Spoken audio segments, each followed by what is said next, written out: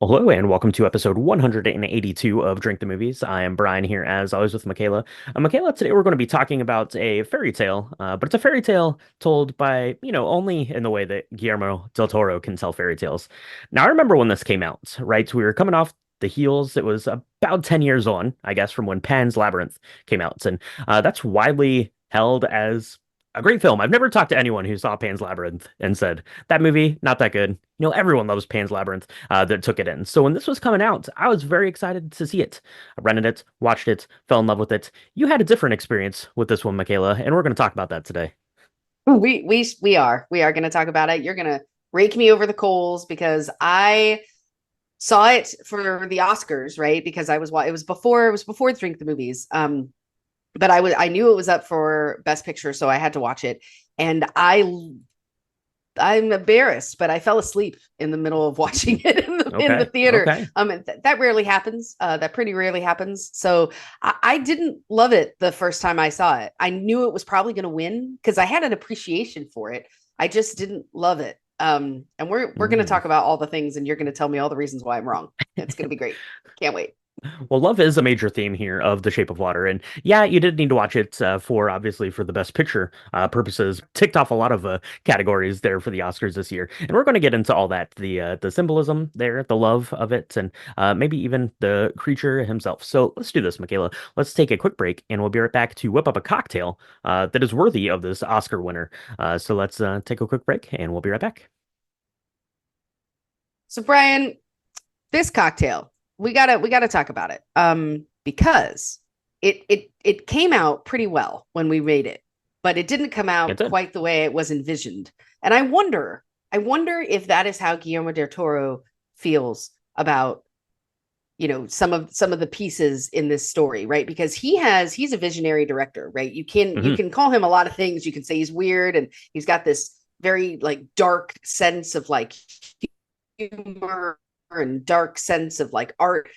But I wonder if his creation of like the swamp guy, the amphibious man, came out anything like our swamp fizz that was created by Hmm. Mark Addison.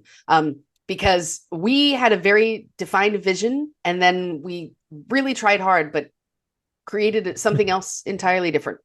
That's true. Well, I would never compare myself to Guillermo del Toro, but apparently making the creature suits took like 3 years, and they were still like making it during filming, so it never really got finished up there. We didn't spend 3 years making this, but we put it together to the best of our ability, and this one came from Mark Addison's website there, and this was called the Yeah. Swamp Fizz. And it was part of the Oscar menu that Mark Addison had put together for those Academy Awards back in 2007. So obviously, this was one of the Best Picture nominees. Went on to win. We'll talk about that, but it looked pretty good. It captured a lot of the essence of the film, I think, in both appearance and kind of the ingredients used and kind of the feeling that you get from it. And we'll talk a little bit about that. And yeah, we put this together. And kind of like the film itself, we had sort of a mixed reaction to it, but I think in the end, we came together to celebrate this one pretty well. So, Michaela, why don't you put one of these together for everyone?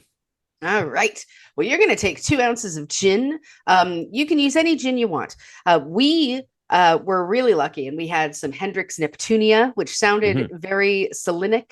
It sounded Apropos, like yeah, something of the ocean, watery, like I don't know, not swampy. That doesn't sound like a good, but South American river.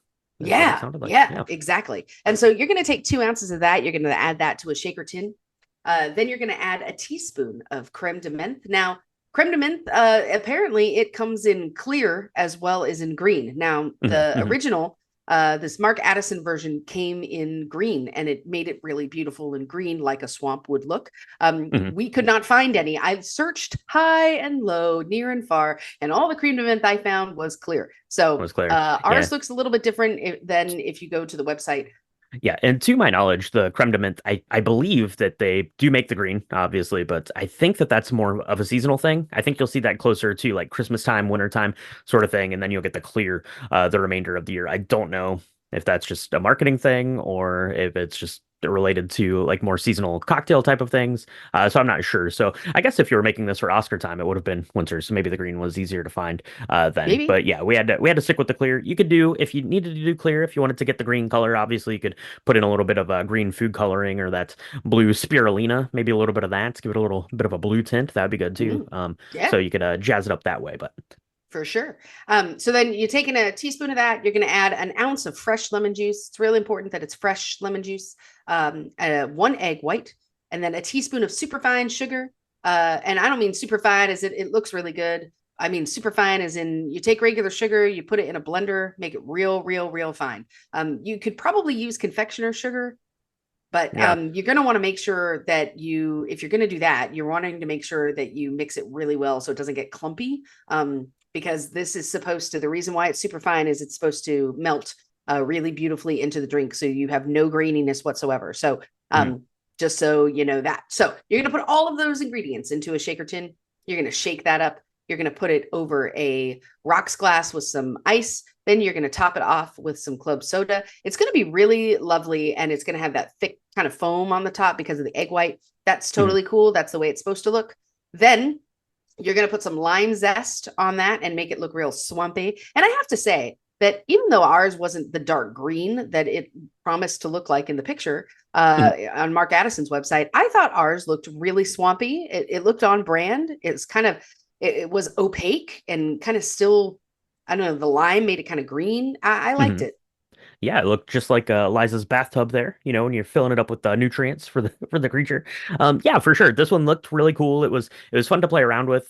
If you read through the article, and I'll post a link to it down in the show description there, but Mark Essen talks about using the egg white as one of the favorite foods of the film there to pay homage to that. It has the creme de menthe in there, which was a very popular cocktail ingredient back in the time period that this film was set in, and yeah, then obviously get the lime zest there, so it kind of captures, that imagery of all of that, kind of still water with that green nutrient blend kind of hanging out on top of it. So I thought that this one looked really cool. It felt very inspired. Took a sip. It was pretty good. It was mostly gin and lemon juice as kind of the flavor profile you got. You got some lime on the nose there, but it was pretty, just some gin and lemon, and then kind of on the back end, you got a little bit of that minty flavor. I would have maybe liked a little bit more of that, but I feel like that's a tricky situation because I feel like that creme de menthe could really go overboard. But I would have liked a little bit more of that. But I did kind of appreciate that little bit of like cooling Mm, aspect of it on the back end there. yeah. Yeah, I mean, I really thought this was kind of, it was an inspired kind of put together because we don't use creme de menthe often at all. Mhm. And because it can be very overpowering if you add it to something, right? We do some Christmas drinks with like peppermint in it and things like that. But I was real worried this was going to be super minty and not in a good way. I was pleasantly surprised. I actually, like you, wanted just a little bit more. So maybe do a teaspoon and a half. Um, Mhm. if you're gonna do that, if you really love mint, maybe two. Be careful with it because you don't want it just to taste like, I don't know, minty aftershave. That would be bad. That would not be a good drink. That would not be a good drink for sure. So, yeah, so that was the Swamp Fizz. Let us know if you make one of these to go along with Shape of Water out there. Send us pictures, all that stuff, because that'd be really fun to see. And if you want to see pictures of ours, you can take a look at the website and the social media. We'll get that posted up there. So let's do this, Michaela. Let's go ahead. We'll mix up another one of these Swamp Fizzes, right? You have to get that nutrient blend like 3 times a week, I think, right? Is what you're supposed to do with that. So let's Yep. get another one of these made up. We'll take a quick break, and we'll be right back to chat about this week's film, The Shape of Water. Or, I don't know. Would I tell you about her? The princess without voice. Or perhaps I would just warn you about the truth of these facts and the tale of love and loss and the monster who tried to destroy it all. Spoiler warning for The Shape of Water. If you've not yet seen this 2017 masterpiece from Guillermo del Toro, you have time. But we're going to talk about all the things. We're going to talk about the beginning, the middle, the end, all the things. So if you've not seen it and you don't want it to be spoiled for you, I recommend that you press pause right now. You go make yourself a swamp fizz with creme de menthe. It's going to be glorious. So you're going to drink that. go watch the movie, and then come back, press play, and hear us chat about The Shape of Water. That's right, absolutely. So if you've not seen this, you've had plenty of opportunity. At this point, it was released in 2017. It was written and directed by Guillermo del Toro. This one stars Sally Hawkins as the mute secret laboratory cleaner Eliza. Her neighbor, friend, and confidant Giles is played by Richard Jenkins. Octavia Spencer is Eliza's coworker and friend Zelda. Michael Shannon, who is the best at playing the worst person ever. He's playing the horrible security head, Richard Strickland, and Doug Jones is here playing the creature in the story. Doug Jones, who is an actor that you may or may not know, but I guarantee you've seen probably like 100 things that he's been in. Because if there's ever any sort of like tall, lanky creature in a film, it was probably Doug Jones. Yep, absolutely, absolutely. He's been in everything. He was in Mimic. Gosh, do you remember that story? We've not covered that. Obviously, he was in Pan's Labyrinth as well. Crimson Peak. Bum bum bum. He's amazing. And He was in Hocus Pocus. He was in Hocus Pocus. He's been in all the things. So you've seen him, even if you didn't think you've seen him. Yeah. So this film came out in 2017. Brian, what was your experience? Did you see this in the theater? So I did not see this in the theater. I talked about it a time or two. I'm not really that much of a serious moviegoer, to be quite honest. It's really only been since the dawn of Drink the Movies and going to the movie theater with Michaela. I am the kind of person that likes to watch a movie at my house. That's a good time to me. But I was very, very excited for this. Guillermo del Toro is this weird sort of storyteller, very much embodies these beautiful like tried and true sort of fairy tale type of things, right? If you're familiar with any of his filmography, but definitely has kind of this dark slant on it, and I kind of jive with that. So when this was coming out, a decade on from Pan's Labyrinth, one of my and one of a lot of people's, just very, very well revered films. I was definitely looking forward to this. I thought that it looked great. I love Del Toro's mind. I'm like, let's get into this. So the night that it was available to rent, I did. I rented it that night. The wife and I watched it up in our theater, and I really, really loved it. So that was kind of my introduction to this. It wasn't something that I saw on an Oscar list and said, I better watch this. This was something I said, that's coming out as soon as I can rent it. I'm gonna do it, and I'll check it out then. Ah, well, that's pretty cool. I saw it in the theater, and we talked about this before, right? I actually fell asleep towards, I don't know, the middle end. I lost about 5 minutes to sleep in Oh, this, so it was not. And I don't know. I have That to doesn't say, happen to me a lot. I So have to say that breaks my heart because this has to look beautiful on a movie theater screen. I mean, it was beautiful. It was beautiful. I don't know what it was. I don't usually fall asleep when I'm watching a movie, especially if I'm in the theater. With even if I'm not enjoying it, and I did enjoy it, I just didn't love it the way that everybody revered it to be this just absolute amazing love story. And I was like, I don't know. It's very visually amazing. But so then I put it away and didn't watch it again until we got into, I don't know if it was an argument, but it was a heated discussion about how amazing this film is. And I was like, we should really do that on air. Let's, Let's yeah. So I made myself watch it again, and I have to say that I have more thoughts and feelings about it now that I've seen the whole thing, didn't fall asleep in the middle of it, and Mm, yeah, pretty visually just beautiful.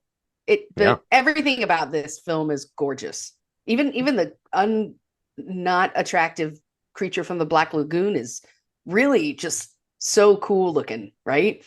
It's very cool looking. Maybe someone needed to drip some water on your head down in the theater while you were there watching it. It would have kept you awake. I don't know for sure. But yeah, Michaela. I mean, I don't know that you were alone in your. I don't know your initial sort of take on this, but definitely the Academy didn't see it this way because it was nominated for 13 Academy Awards, right? It won four, but it was nominated for film editing, for sound mixing, for sound editing, for costume design, for cinematography, for original screenplay, for supporting actress, for Octavia Spencer, for supporting actor, for Richard Jenkins, and for leading actress for Sally Hawkins. Those were the ones that it did not win. It won production design, rightfully so. Amazing. We'll talk about that. Original score by Alexander Desplat, and it won Best Director and Best Picture of the Year. So two of the top ones there. So this was widely heralded in terms of that. The Academy Awards that year were pretty stacked. There were a lot of really great films out that year. So it could have went, any number of directions, for these 13 Academy Awards, but ended up taking the top prize there. So, like I said, Michaela, this was a movie that I was very excited to see. Loved it from the start. You are a late bloomer in terms of this, but let's get into the movie a little bit. Maybe the most incredible opening sequence of any movie. I don't know. I'd have to put it up there on the production design of this opening thing. It's very much this Titanic-esque Mm. sunken apartment, very fairy tale-esque as you see Sally Hawkins eventually just kind of floating there. I don't know how they made this. The budget for this was actually pretty low. I don't know if there was some sort of water tank that they made this in, how much computer imagery was involved in this. It looks spectacular as things are kind of drifting through that. The color palette, the way that lights are shining through this apartment here that is sunken underneath the water, and we're introduced to this as basically this love story fairy tale, right? So you've got Richard Jenkins playing Giles there, who's kind of narrating this little piece, right? And he's talking about this mute princess, right? And talking about kind of this love story, and then we're thrust into the film. Michaela, watching this back now, you're not sleepy-eyed like you were the first time around. Not The correct. first 5 minutes of this film, it's like breathtaking, right? It's like going to Oh, the aquarium of beauty. yeah. To be fair, I was like, why didn't I love this? The first like 10 minutes, I was like, wait a minute. And it's because I did not remember this opening sequence at all. Did not remember it. Mm-hmm. Um, it's interesting because I remembered very little of this film, which I found I must have been just really sleep addled or something. You had the I because flu I or something. something because there are so many parts of this film that I legitimately don't remember. And then I was shocked and beautifully surprised. It was like watching it for the first time, even though I know I had seen it. So that was kind of great in that I got to rediscover it, but also kind of makes me sad because it would have been great to have these feelings the first time around. That opening sequence is amazing. I think that when you really kind of distill this story, it's a love story about Hmm.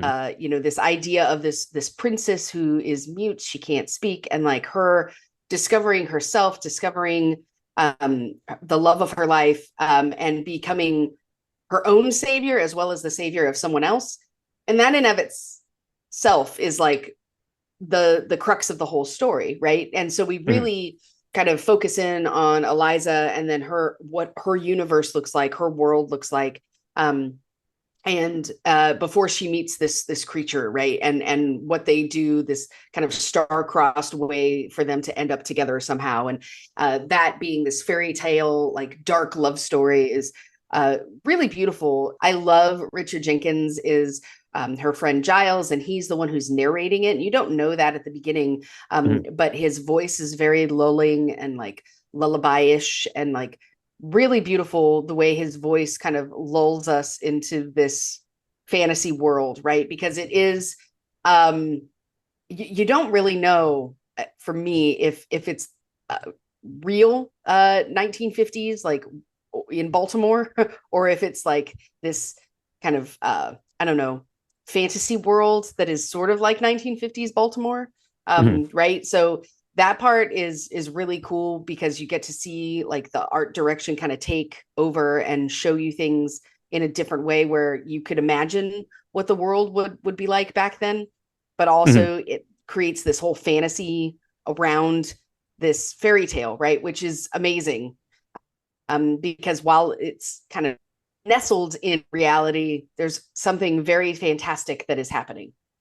Yeah, that's right. Something very fantastical is going to happen. But before we get to that, we need to be introduced to our characters here a little bit. So let's go ahead and start with Eliza, right? She is the star of this story here, played by Sally Hawkins, and we're introduced to her kind of at her apartment there, going about her kind of, I guess it's like an evening routine because she works overnight. So it's, kind of in the middle of the day, pushing the evening there, but we're seeing her, making a lunch and making a plate of lunch. She is boiling some eggs. She is spending some alone time in the bathroom there for sure. And then she's going to take that plate of the lunch that she made over to her neighbor's apartment, right?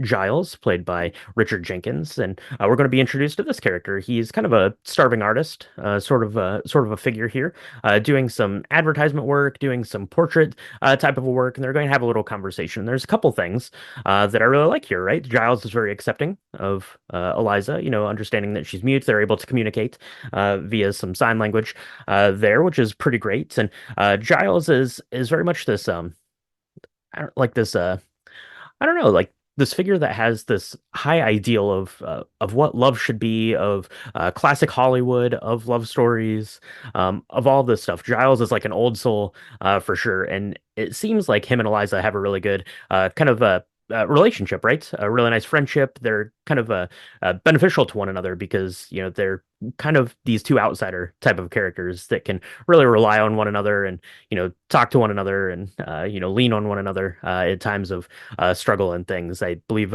Giles even says, what would I do without you, Eliza? And what would Giles do without Eliza, to be honest? Yeah, I mean, he'd forget to eat. That is one of the things that I really love is she takes care of him in a very beautiful way, right? She doesn't judge him for staying up all night and not eating his dinner, or his breakfast, whatever it is. He's got this beautiful kind of art area where he's creating advertisements. He was a advertising illustrator, and we find out that he'd gotten laid off or fired or let go from a company, and they're kind of stringing him along. They keep telling him, hey, we've got this new Jello product. We need you to write, draw something up for it. And so he does it. And it's never quite right. They're like, hey, it was red. Now it needs to be green. Green is the color of the future. We've decided on this. We've decided on that. And that's really tough because he is ever hopeful. And it's also important to know that he is a closeted gay man. And he kind of has this really lovely crush on the guy that works at this pie shop. And so they go every day, and he goes and gets like two slices of pie that apparently taste horrible. So he just has this kitchen full of pie just to go be near the guy who's handing the pies out.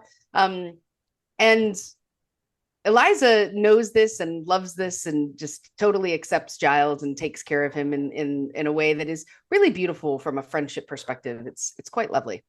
That's right. Yeah, Giles is doing this advertising work. He thinks he's on to the next kind of big thing, right? He's going to get paid finally for some of this stuff, and then obviously he says, he's going to go to the pie shop, and he'll have pie, but Eliza can have whatever she wants. So I love their relationship. I think that it's great. And then yeah, obviously there being a mute character, Eliza, and then being a closeted gay man is her neighbor Giles there. So two very much outsiders, right? Especially for Giles here in 1962, because there are thoughts and feelings out in the world that are pretty awful and not fair. And that's one of the illustrations here of this film and why it's up there.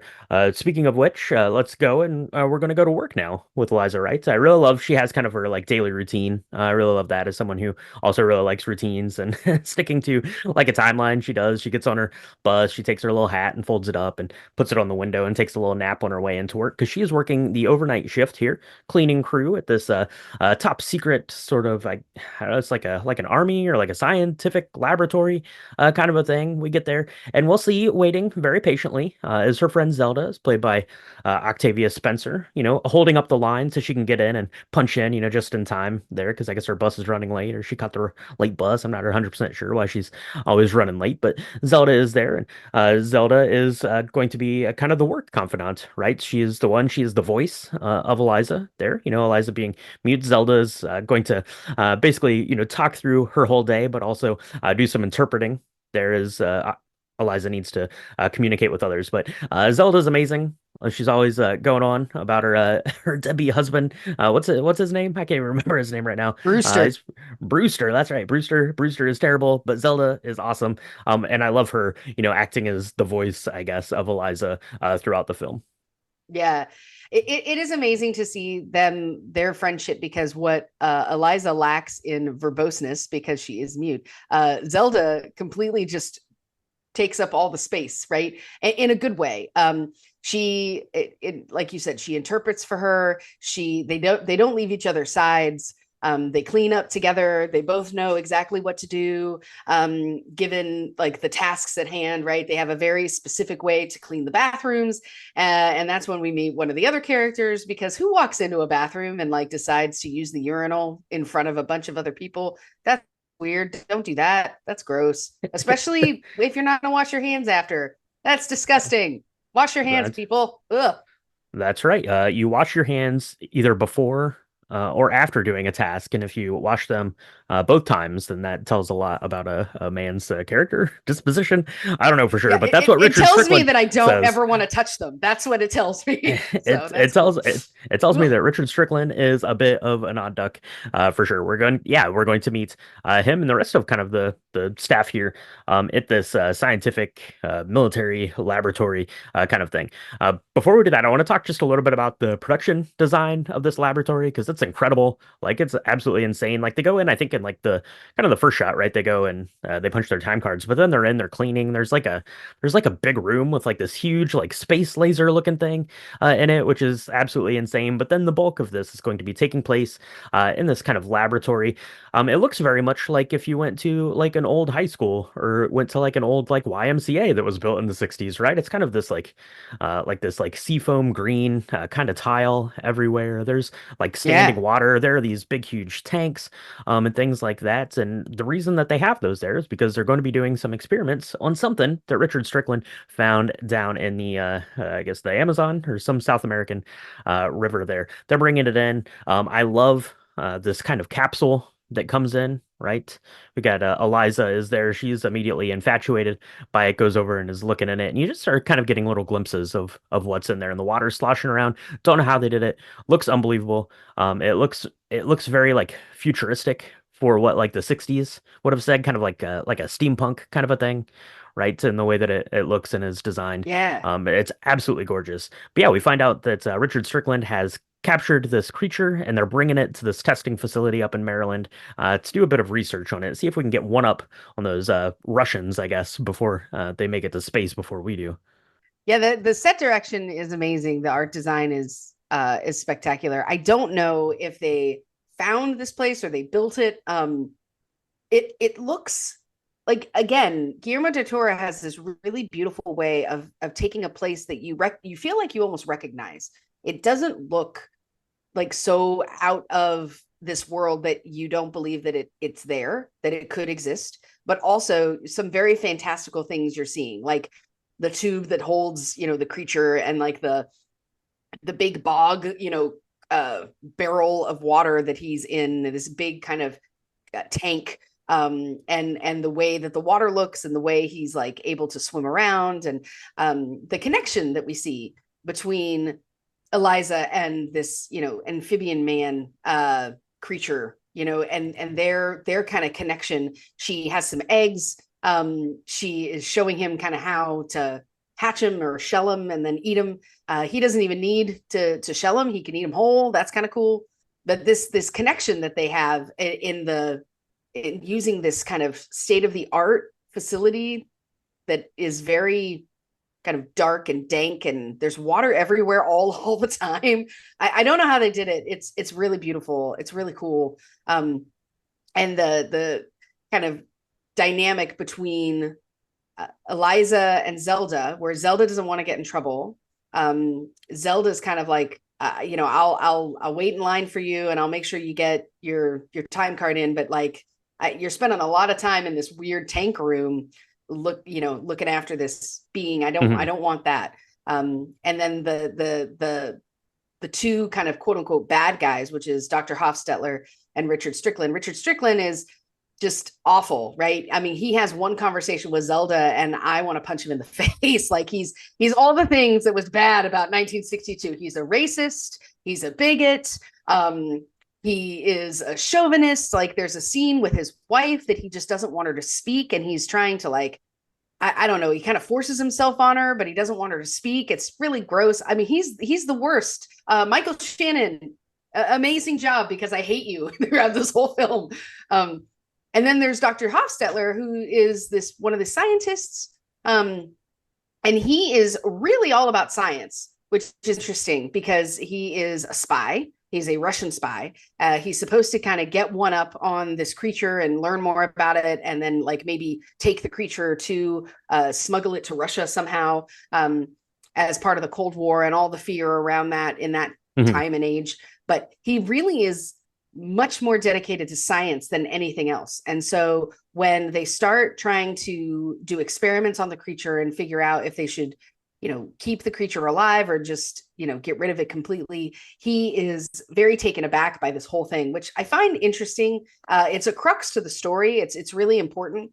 But those two kind of relationships between Dr. Hofstetler and Richard Strickland, although they use each other, there and the juxtaposition between them and then Eliza and Zelda, Mhm. is really interesting, because both Dr. Hofstetler and Richard Strickland think nothing of these two cleaning ladies, and it leaves them the opportunity to be very underestimated. Yeah, that's right. No names, no titles, as we find out later. Dr. Hofstetler says, yeah, and Richard Strickland, to his end, he only respects one person, right, and that is his commanding officer. Anyone that else, he perceives to be below him. Um, and that's one of the interesting reasons why this film was set in the 1960s, right, during the Cold War period. This film, it came out in 2017. Here in the United States, and kind of at this point, at least in our country, it was kind of this turning point of really starting to re-villainize, quote unquote, the other, talking about this period of make America great again and things, and when people that say that harken back to this time. So it's really kind of interesting to look at this time period and all of the flaws and the hatred and the bigotry in that time, because one of the constant like sort of threads of the film then, and you mentioned it earlier there with the Jello mold, Michaela writes, is green is the color of the future. So at this time period, that certain people are romanticizing in that time period, people are romanticizing the future, right?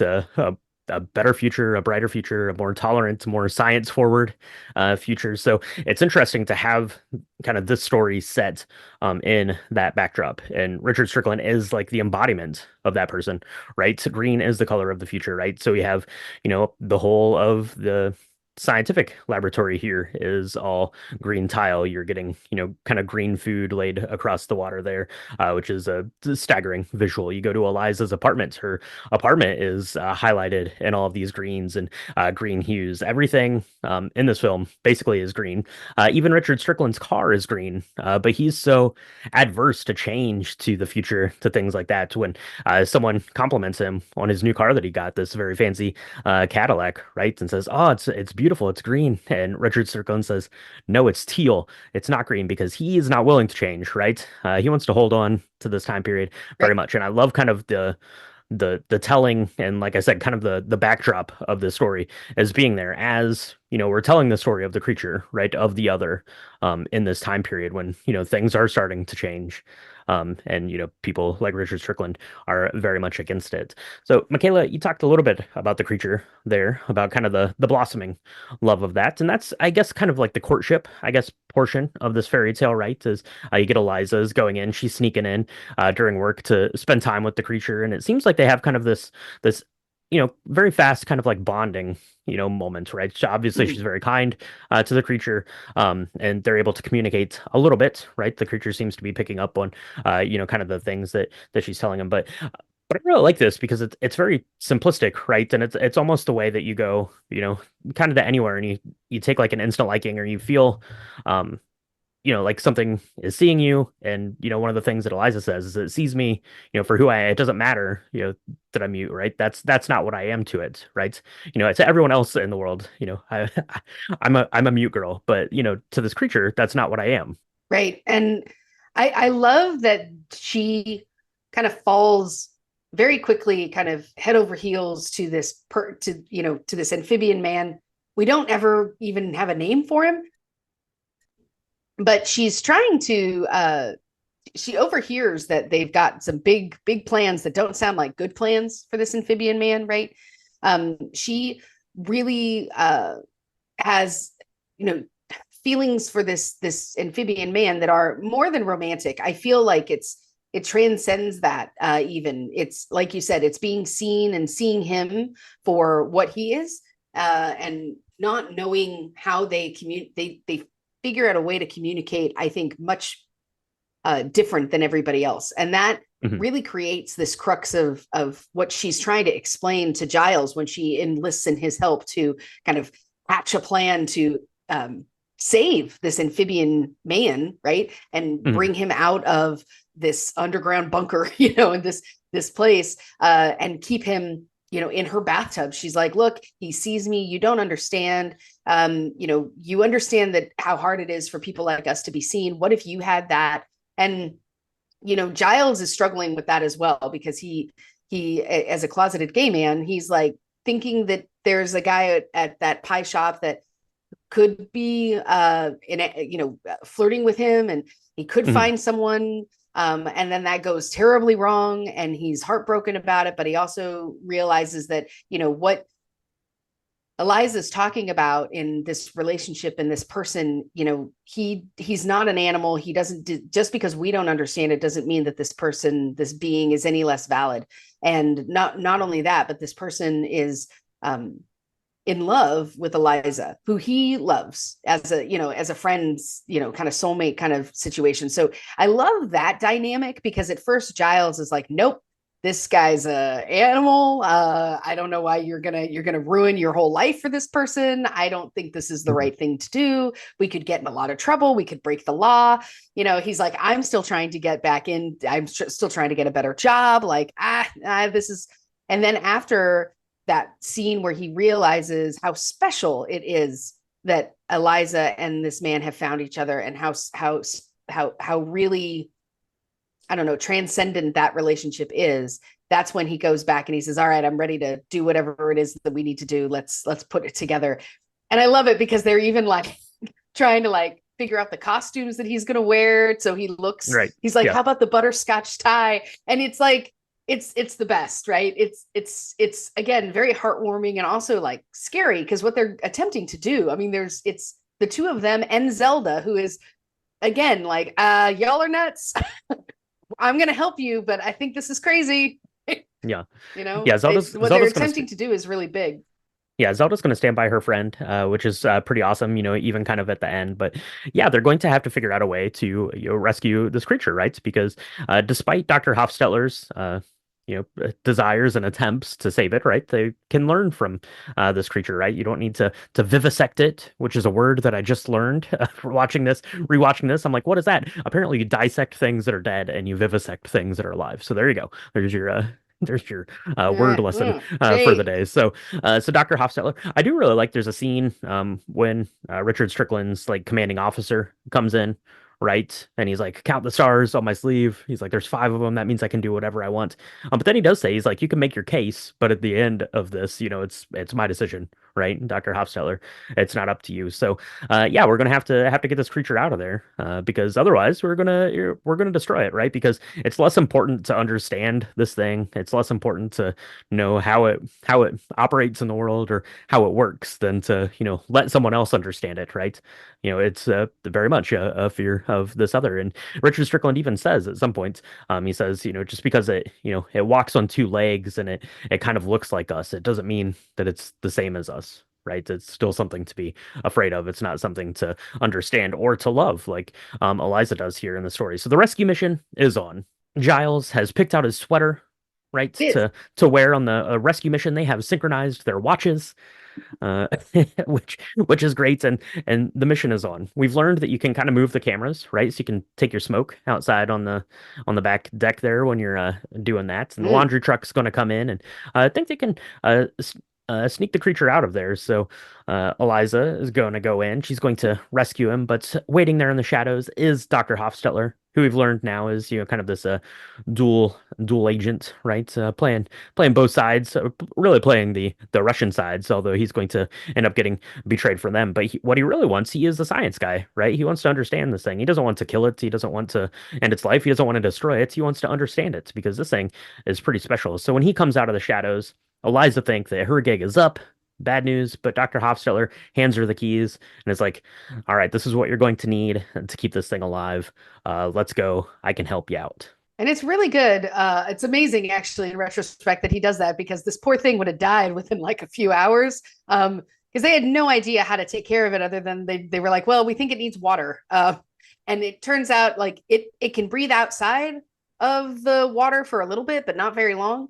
And Mhm. so he's like, here, you're going to need this green stuff. You're going to need to change that out every couple of days. You're going to need a 4-to-1 ratio for table salt to water, and it like gives her this rundown, and really saves her in that instance, right? And so then they have this kind of bond, and again, so it's the two against the two, right? So Zelda and Eliza against Hofstetler and Richard Strickland, right? But Richard Strickland and Hofstetler aren't on the same side anymore, really. So I Mhm. love this part of the film because it's filled with like intrigue and like Cold War like spy isms, because everybody's trying to keep their story straight. They end up getting the amphibian man back to Eliza's house. She keeps him in the bathtub. Hofstetler is trying to play, into Richard Strickland's kind of hands, is asking about what the case is going like. What do they have any idea what happened? Do they have any suspects? Richard Strickland is getting really nervous because he can't figure out what happened. And his 5-star general is like, you're going to find this guy or we're going to end you. That scene was really tough because, again, Richard Strickland, he's the bad guy, but he has motivations, and his motivation is to never fail, and not never fail in like a romantic, like NASA, space, it will not fail because of me sense. It's more of, I can't fail because if I fail, then I'm a failure as a human, and I'm this little boy who's been beaten by his dad, and Mhm. it's very like dark, right? And I love that Guillermo del Toro shows us a little bit of that, because again, in all of his films where there's an evil doer, there is a backstory behind that, and how they got to that point, and how he might have been a perfectly normal, loving person at one point, but he changed over time, and now he's become this enemy that we all love to hate. Yeah, exactly. We're all all for getting the creature out of there right now, and that's exactly what happens, right? Liza and Giles get the creature back to the apartment there, into the bathtub, and it's going to be okay. It seems like it's going to survive, but it's not without peril, right? This is a creature. It's not for the world of Baltimore, Maryland, probably, I guess. It's going to have a few interactions outside of the city there. It's going to run out. It's going to cut Giles' arm there as it kind of runs past, as it's scared and literally kind of a fish out of water here.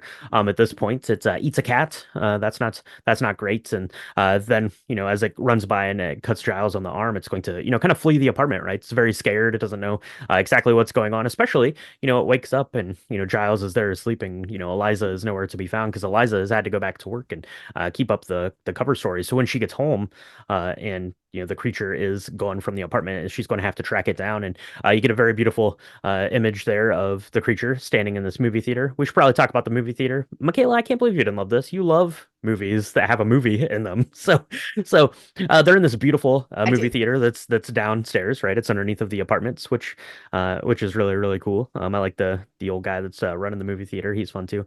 But the creature is standing there. You don't know if like other people were in the theater. It's made very clear that like no one is going to see the movies anymore here, at this time or at this particular theater. Anyway, so as it's standing there watching, and Eliza kind of comes up to it and confronts the creature, and they're kind of reunited here in front of this movie image backdrop, and the creature at that point is going to feel like things are going to be okay. They go back upstairs and continue kind of on this love story uh, centric thing. But I love that. I love you get the fish out of water bit, and then kind of brought back in with that connection that it has to Eliza.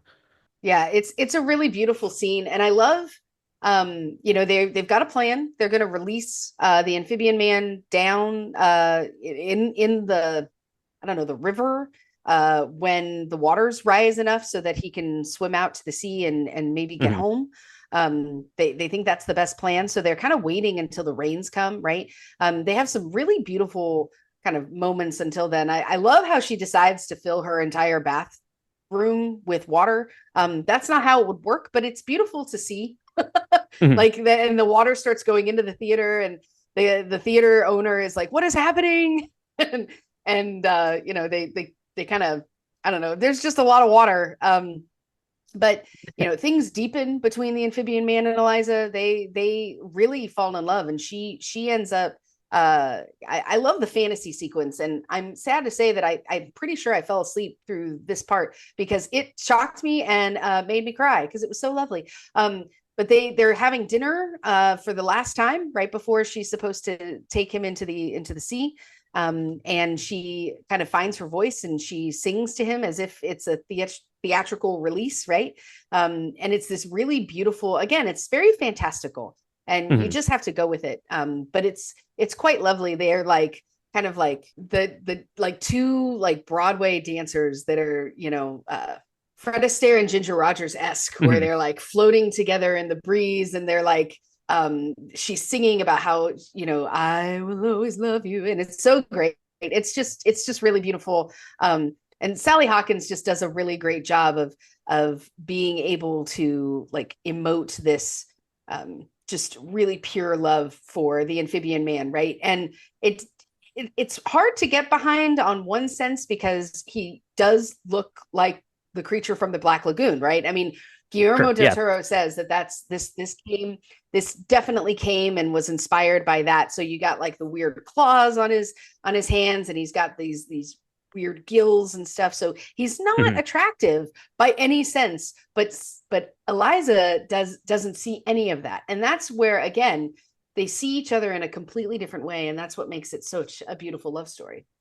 Yeah, and it's very silly looking. Yeah, to be completely honest. And if you're watching this and you're not able to get over that, then you're probably not going to be able to get over it. But it's beautiful because they're having this kind of final dinner.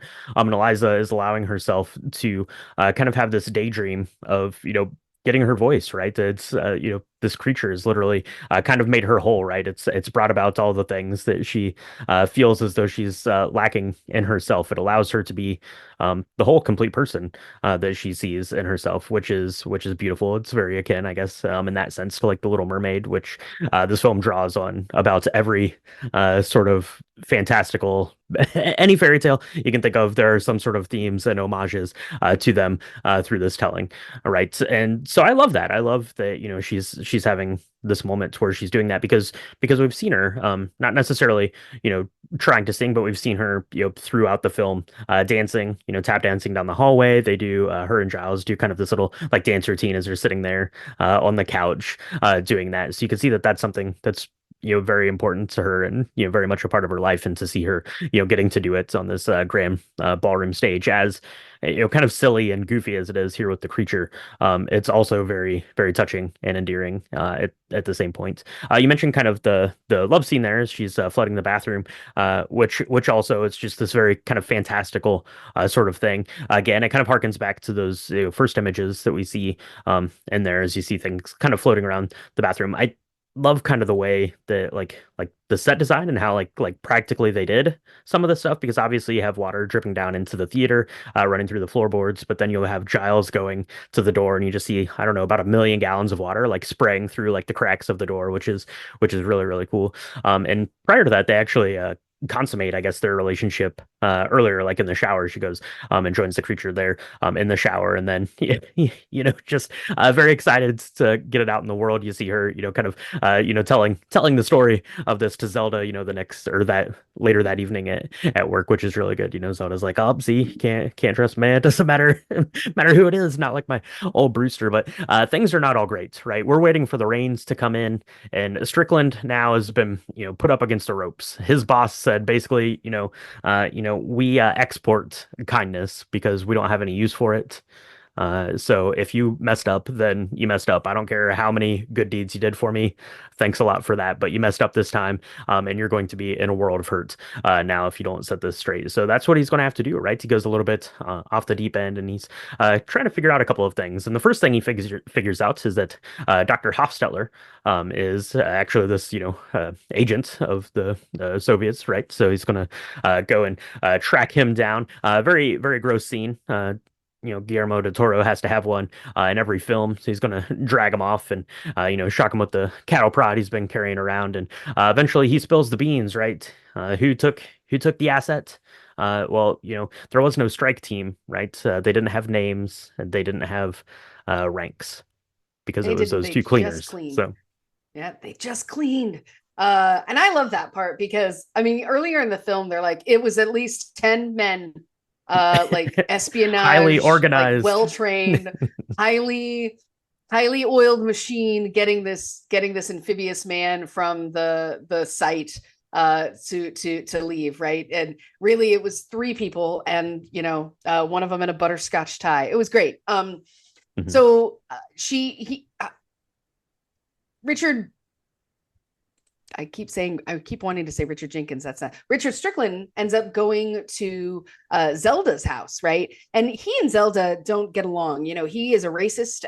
He tries to talk to her about her middle name being Delilah and makes a lot of really horrible racist comments, tries to talk to her about the Bible and the story of Delilah. And he shows up at her house, and Brewster is just as useless as we are led to believe during that time, because he gets up Mhm. in he gets up in Zelda's face and he's like, I need you to tell me where the amphibian man is. And Brewster kind of stands up and is like, well, I think her friend, it might be at her friend's house. And so Yeah, thanks, we hate Brewster. Brewster even more. And the thing this was the part that just broke my heart, I think, the most is Zelda doesn't have any power here, really. She can tell, Brewster to sit down and be quiet. And she decides that the only thing she feels she can really do is call Eliza and warn her that Richard Strickland's coming for her and that he's coming for the man, the amphibian man. So they need to get him to a river like as soon as possible. But she just her complete just utter disgust and like um disdain for Brewster is where my heart really broke. I think Zelda is one of the best characters because she doesn't ever falter. She's always her friend's friend. Mhm. Unlike Giles, right, which is at first is like, this is nuts, I'm not doing this, and it only takes some inner awakening within him to come to Eliza's aid. Zelda's always doing it. She doesn't understand it, but she's always doing it. And the one time she needs backup from her husband, he is horribly useless, and she's like, you wouldn't know love if it hit you in the face. Yep. And so she I just feel really bad because that no matter what happens, she's going to be in this kind of half awful situation, you think, for the rest of her life. And Octavia Spencer does an amazing job of this. She's just brilliant. So she calls Eliza, she lets her know what's going on. Eliza like grabs the amphibian man, they try and leave. They go to this canal, and this is beautiful. Again, the set design is insane. It's raining. It's they're trying to say goodbye. Eliza and Giles are saying goodbye to the amphibian man, and Strickland shows up and he knocks Giles down. We think Giles is dead, and he shoots both the amphibian man and Eliza, and they kind of fall down together, and it looks like they're just going to die together, and this is going to be this kind of Romeo and Juliet star-crossed lover thing. Mhm. But that's not to be. Not to be, yeah, because Strickland does shoot them both there. I really like, kind of one of the things here about the creature is that is discovered or captured down in a river down in South America, and the local tribes there, worshipped the creature as a god, right? That's kind of a theme that's come up a couple of times. Giles now has his hair back, right? His wound healed very fast from where the Yeah. amphibian man had touched him, right? So maybe he is a god, and then find out there he takes a couple of bullets to the chest, but stands up and walks back over to Strickland, and Strickland's last words are, "You really are a god," before the creature, slashes through his throat, which is really kind of a neat. Well, obviously, you love to see Strickland taken out because he's horrible. But it's very symbolic there, right? Because he's made comments about the scars that are on Eliza's throat and how she's not able to speak. To literally have his throat torn out there is very symbolic. And I think to Richard Strickland, and then the creature is going to pick up Eliza, right, and carry her off. He has kind of a goodbye there. with Giles there. Says goodbye to Giles. They, touches his head one more time there, which is pretty nice, pretty touching tale. And then he's going to see his friend go off with the creature and kind of jump down into the water as the rest of the police arrive there at the last second. And you kind of get a last kind of fantastical thing where Liza is going to be basically transformed into this person now. She can be there with the creature as they kind of embrace in the water. You see her little shoe fall off. It's the kind of the image that you get there on the box, and that's pretty much where the film ends, right? They end up together there in the water, and then you get to Giles coming back in with the narration, and it's speaking of an old poem that you could imagine Giles probably read a lot, and waiting for the next old movie to start, and he talks about what is it? I should have looked it up, but it's like I can't describe the shape of you because love doesn't have a shape, which is really neat, kind of symbolic bit then about this film, right? The shape of water, and that water can take any shape, and that love can take any shape. And I think that that is a really beautiful kind of capstone here on this love story. Yeah. One thing I love is the symbolism of the shoe. One of the things that we see Eliza do every day, it's part of her routine, is she picks out a fabulous pump. She has tons of shoes, and she really beautifully like takes care of them. She always is polishing them in the morning before she puts them She's on, she which is stops by the interesting store because every she's a day to look at cleaning them. lady and she's yeah, she's gonna get like I don't know, bleach and stuff on her shoes, but whatever. I don't care. But when her shoe falls off, she doesn't even care. And I think that that's one of the things that like symbolically she had to let go of certain things that she thought that were important to her. And when you fall in love and your paradigm changes and your mind changes and your heart changes, things that you thought mattered don't matter anymore. And I really love that if someone had told her maybe years before, hey, you're going to fall in love with this half amphibian, half man thing, she would have been like, nah, that's not possible. But then it does happen, and it gladly happens when she kind of gets healed, and those scars that are on her neck turn into gills. Mhm. The joy that she has on her face, because before, even when they were trying to be intimate, like she had to rise up when they were filling the Mhm. bathroom full of water. She would have to go up for air and then come back down to give him a kiss, and it was just, it was really hard. Yeah, and it's super symbolic, and again, that's kind of silly, and if you're not able to kind of look past that, but it's beautiful in the symbolism there because those scars, they were the things that made her different, um, now Yeah, have become what make her special, which yeah, is really cool. yeah.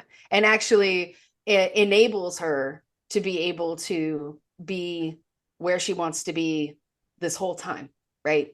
Um, because if she hadn't had those, then he probably wouldn't have been able to figure out a way within her anatomy to make her be able to breathe underwater. And so I love it because at the end we imagine that they have figured out a way to get to the ocean together, that they're still together, that they still love each other, and even though this was years ago, that they're probably still there in love, and all is well. And that's the story. It's a beautiful love story fairy tale. It's very, I mean, it's different, but it was really great, really great. Mhm. Yeah, exactly. It's this sort of, I guess, imagination of a fairy tale from Guillermo del Toro. So it's very dark. It has its very violent themes in there, of course, as well. And it's very I don't know. On one hand, it's like very realistic, but it's also very highly stylized and highly fantastical for this stuff. The amphibian man, right? The creature. The suit looks incredible. Like it's very kind of off-putting because it is like on one hand it's very horrific looking, but it's also very beautiful. It has like this iridescence to it. You can tell. I think I mentioned at the top. I think Guillermo del Toro said that it took like 3 years to make the suit, and you can tell because I mean the suit looks amazing. Everything in this movie looks amazing for sure. And I just really love it. I love it for like the symbolicness of it. I love the use of color. I love the way that it's shot. I love that it really kind of like just keeps hammering home this point that green is the color of the future and it's looking towards the future. I like kind of the real world sort of you know, parallels that it's doing, almost in like a satirical way, be like, oh, this is what you thought was great. Well, even then they knew that it wasn't great. So I think that that Right. is that's pretty amazing stuff. And like I said, I've always really liked this film. I rented it, like I said, the first day that I was able to. I watched it that night. Guillermo del Toro is a storyteller that I like a lot, even though sometimes the violence gets a little bit off-putting in some of the stuff where you always kind of have to like hold your breath because you don't know exactly what's going to happen in that. Right. But Michaela, you watched this once, you fell asleep during it. Now you've had a chance to rewatch it again. I'm not going to put you on the spot and say that you should, completely change your mind, but what were your takeaways this time versus the first time? Because to be honest, and we mentioned this a little bit, we've always talked about movies, right? And in the history of you and I and our friendship and things. And you've always been steadfast that The Shape of Water was no good. It was terrible. It shouldn't have won anything. It should be eradicated from the world. Um, have your thoughts and opinions changed on that at Oh, all? What? wait a minute. I think you're mistaking my views for my husband's views Mm, because he refused to watch this with me the second time. He was like, "You're on your own. It's a piece. I don't like it. I'm not watching it." I said, "Okay."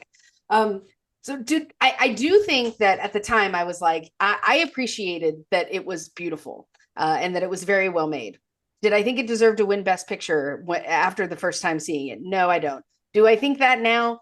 Um, I liked it a lot better this time. And I found that, I mean, it's been 7 years since the movie was made, right? And I've done a lot of growing in 7 years. Having a kid will do that to you. So I do think that it speaks to me in a very different way than it did. And again, I personally I'm surprised at how little I remember from for when I watched it the first time. There was a lot of surprises for me, which was great because I was able to really see it from a very fresh lens, as fresh as can be, as mhm, seeing a film. Um, and I really liked it. I think it definitely deserved to win all the art direction. Um, Fantastic, just great. I'm surprised it didn't win for best costume just because of the costuming with the creature. I mhm, mean, even like the scene where the creature is sick. I mean, it's they're trying their best to take care of it when it's in the bathtub of Eliza's apartment, but it's still not doing well. It needs to get back to the ocean. They it's scales are coming off and it's really just beautiful. You forget almost that it's a person in a mhm, suit. right. I don't know how the guy was able to breathe. Doug Jones, you're amazing. I don't know how you were able to do it, but just this, I don't know. This story really, do I have a complete change of heart? I Yeah, probably. I really loved it this second time watching it, and I was really glad that I gave it another shot. I think that the film had so many more layers than I thought that I remembered the first time seeing it. It's and a lot of people love to take kind of jabs at it because it is such a weird story of a person falling in love with like an amphibian man, right? Like, and that's Mhm, weird. And then even the particulars of how do they do the things that they're, that you do when you're in love? How does that happen? And that put a lot of people off. And it was kind of a joke on all the like late night talk shows, Grinding Nemo and things like that were said about it. But mhm, in reality, that is the reason why the film was so important to be made. Because when we see a film like this and no one feels that uncomfortability and the need to make fun of it, that's when we know that we've actually become a better society in general, because the otherness is not something to be made fun of. It's not something to be feared. It's something that actually can be really beautiful and worthy of love. So I feel like I've changed my heart quite a bit on this film. Um, and I will say one of the things that I wanted to share, and then I'll stop talking, I promise, was I did some research on Guillermo del Toro and why he chose to have this be in the 60s. mhm, And one of the things that he says is because it was supposed to be a fairy tale and it was supposed to be something that people related to somewhat. But if I say Once Upon a Time in 1962, it becomes a fairy tale for troubled times.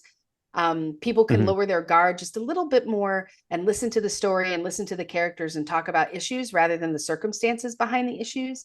And I think that that is what kind of symbolizes and embolizes this entire love story. Is that's really all it is. It's just a love story, you know?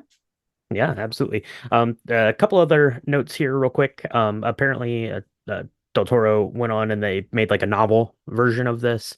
After the fact, I've never read it. I might have to pick that up or check it out. I don't know how hard that is to come by or easy it is to come by, so I want to do that. I want to say we mentioned it. The Oscars that year were a particularly crowded field. There were a lot of really good films that came out that year. Michael Shannon, probably a snub for supporting actor in this film. He's absolutely incredible. I mean, he's horrible. He's horrible. But Michael Shannon is so good, and he's so good at performing that role. It's really great. Um, this was amazing to go back to and watch. I haven't watched it in quite a while, but it's something that I love. And just going back and watching it with a more like critical lens, right? Once you kind of know the story, and then you can kind of look for more of the the symbolism and the way that they're using colors and the costuming and things like that is always really cool and really fun to do, especially with films that are as lauded as something like this is. So that is The Shape of Water. So let us know at home if you watched The Shape of Water back when it came out in 2017, 16. When did it come out? In 2017, if you watched it then. If you've watched it since, 17. what your favorite Guillermo del Toro film is. It's probably Pan's Labyrinth. That's the best one. But this one's really good too. So let us know all that stuff. You can do that on our social medias. It's at Drink the Movies on Instagram and X and Threads and Blue Sky and Facebook.com/Drink the Movies. If you want to see pictures of the cocktail that we made, you can do that on our website. It's www.drinkthemovies.com. And if you take a crack at making up the Swamp Fizz, send us a picture. We'd love to see the one that you made up as well. If you want to get bonus content for the podcast, support us in any sort of way, you can do that on our Patreon. It's patreon.com/drink the movies. We got a lot of good stuff going on over there. We got hangouts, we got bonus episodes, we do little cocktail chats periodically whenever we're able to make it out to the theater and get a cocktail in. And we've got our merchandise shop. All the links to all those things are down in the bio. But what you want to do is you want to make sure that you're subscribed to the podcast. That's the most important thing you can do. So, Michaela, where can people do that? You can find us on Apple Podcasts, Spotify, Good Pods, anywhere where Spotify podcasts are supported and distributed. Your rectangle right now, there's a subscribe button. I promise you, find it, press it if you're liking what you're hearing. If you're really liking what you're hearing, leave us a 5-star reviews, share us on all the social media things. We can't do this without y'all. It is the coolest job ever to talk about movies and cocktails. If you like video games, check out Drink the Video Games because that is brand new and it's super cool. Brian's doing a great job with it. And the cocktails are really good too. So yeah, thanks for all your support. We love Drink the Movies. We love all the things, drink the video games, drink the music, and we can't do it without you. So thanks so much for your support and your listenership. Absolutely. So that's going to wrap it up here for this week. Thank you so much for joining us, and we'll talk to you next time on Drink Drink the the Movies. movies. I don't know if it's a god. He ate a cat, but I don't know if it's a god. Ate a cat. Oh, and Giles wasn't even that upset about it. That part was so sweet where he was like, oh, he couldn't help it. He didn't know any better. It's like To be it's fair, the just cat was scary. yeah. I mean, cat should have recognized cat. Yeah, steer clear, I guess. It's like, mm.